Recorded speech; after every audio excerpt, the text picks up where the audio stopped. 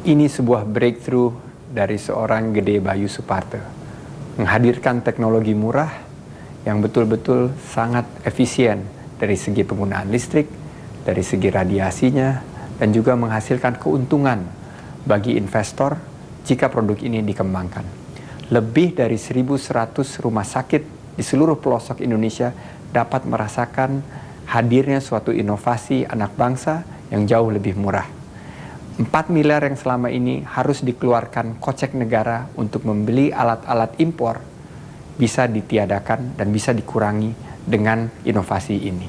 Bayangkan saja, keuntungan yang berlipat ganda bagi inovator, bagi produser, bagi para pedagang, bagi para profesional, dan juga bagi para produsen, konsumen, dan juga pasien dengan hadirnya inovasi ini. Bayangkan, keterlibatan kita dalam mendukung program ini sangat penting. Karena ketergantungan kita terhadap alat-alat kesehatan impor bisa kita kurangi dan kita bisa mandiri, berdiri di kaki sendiri dengan penemuan inovasi alat radiografi digital ini. Bagi saya sekolah itu lebih penting. Istri saya melahirkan ketika saya berada di Australia. Jadi saya tidak tahu kelahiran anak saya yang pertama. Tapi setelah besar, 1 tahun, dia nyusul saya ke Australia. Waktu itu saya nggak pernah punya pemikiran seperti apa hidup dengan keluarga. Pagi berangkat, pulang jam 9 malam, waktu sana. Istri saya di rumah. Begitu terus. Seakan-akan tidak ada waktu lagi. Pengorbanan istri saya itu sangat luar biasa. Atas petunjuk beliau itu, para pembimbing saya diarahkan tentang apa yang mungkin saya bisa lakukan kalau nanti saya pulang ke Indonesia.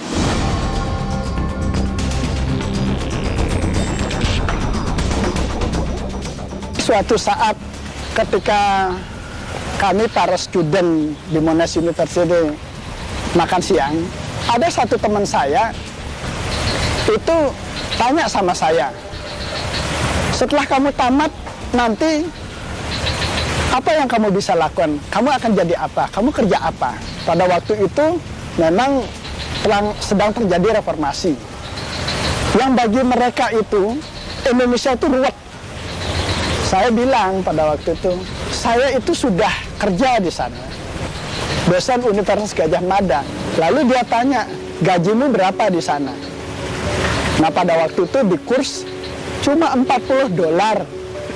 $40 sebulan, saya bilang gitu. Mereka heran. Kalau dilihat dari sejarahnya, uang dulu saya juga dengan uang 150.000 rupiah digaji sebagai dosen muda itu sudah bisa hidup. Dengan uang 400.000 saya sudah bisa nikah.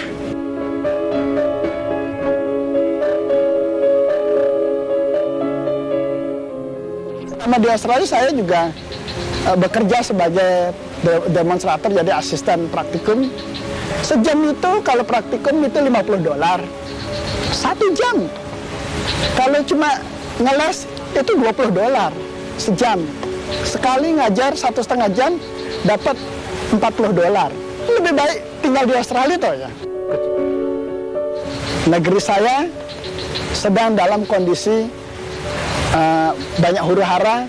Saya dibesarkan oleh Universitas Gadjah Mada, dididik sebagai insan Gadjah Mada, maka saya harus pulang.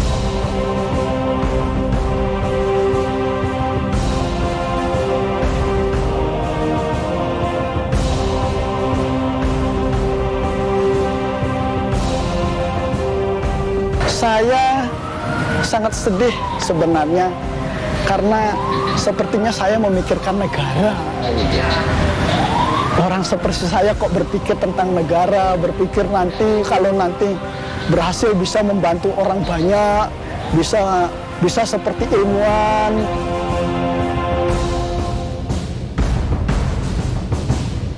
Mulai mendarat di Indonesia, pada waktu itu krisis lah. Pemerintah itu nggak bisa membiayai, membelikan alat-alat untuk kita. Banyak industri kolaps. Saya juga waktu itu baru datang, nyaris tidak punya fasilitas apa-apa kecuali tempat duduk dan suatu ruangan laboratorium yang kosong. Lalu saya ingat pesan dari supervisor saya, mulailah dari industri. Nah, mungkin karena itu saya dapat restu, ya, terus kemudian saya jalan aja ketemu industri di non-destructive testing maupun di asosiasi pembuat alat kesehatan.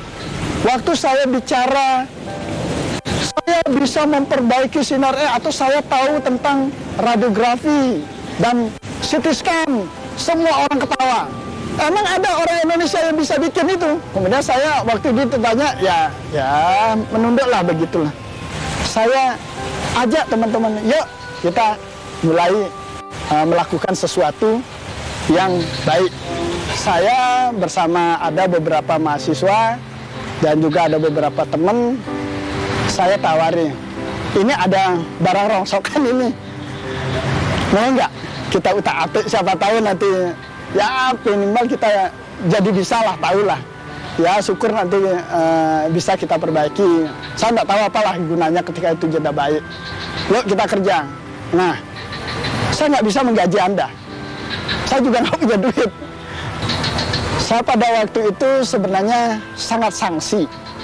Tetapi dengan bantuan teman-teman, di mana saya sampai mengorbankan waktu saya gitu ya, dari pagi hingga petang, itu rasanya kalau saya tidak berhasil ini, pengorbanan istri dan anak saya selama ini percuma. Jadi saya harus bisa mewujudkannya.